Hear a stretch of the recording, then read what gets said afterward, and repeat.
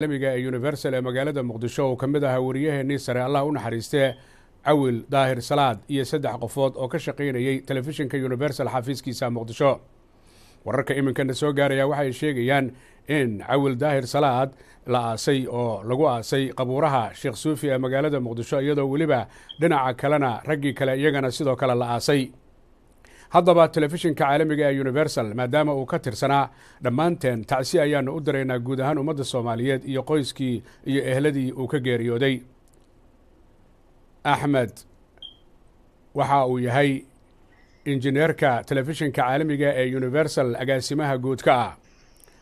Axmed waxa aan kula xiriiray laynka telefoonka iyadoo ay tiiraanyada tacsidu ay gaartay si uu halkan uga soo gudbiyo guud ahaanba isagoo ku hadlaya magaca telefishinka caalamiga ee Universal kelmadda ku habboon iyo ducada. Axmed waa ku soo dhaweynayaa marka hore injineere maadaama aad tahay madaxii telefishinka caalamiga ee Universal guud ahaan geeridu wayna soo wada gaartay waana ducaynay kelmaddaada ku habboon ducada iyo inaad la hadashid bulshada maxay tahay? Assalaamu calaykum magmadhiga waad mahadsan tahay kolley waxaan dhihi lahaa inna lillahi wa inna ilayhi laraajicuun. arrin naxtin ah ayay nagu noqotay oo kedis maanta markaan maqlay anigoo qaahiro jooga. marka kullu nafsin daa'iqatul mawt siduu ilaahay yidhaahday. afarta qof naga dhintay waxaan halkan ugu tacsiyeynaya anigoo ku hadlaya magaca Universal TV qoysaskii ay ka dhinteen ehladii ay ka dhinteen iyo ummadda Soomaaliyeed. waa taqaanaa Awil Daahir Salaad oo ka mid ahaa haddaan afarta aan xuso waa wariyaheenii sare Awil Daahir Salaad, Ibrahim Muhiddin Ahmed, Cabduqaadir Xasan Yuusuf iyo Maxamed Dibad Xasan.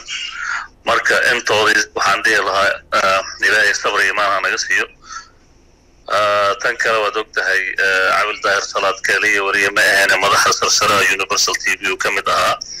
marka arrintaasna ummadda oo dhan aan ugu tacsiyeynaa ilaahay sabr iyo imaan naga wada siiyo anagoo dhan. marka waana arrin aad iyo aad fajaco u leh oo naxtin badan lahayd maanta. kolley waxa kaliya aan dhihi karno waa inna lillahi wa inna ilayhi laraajicuun.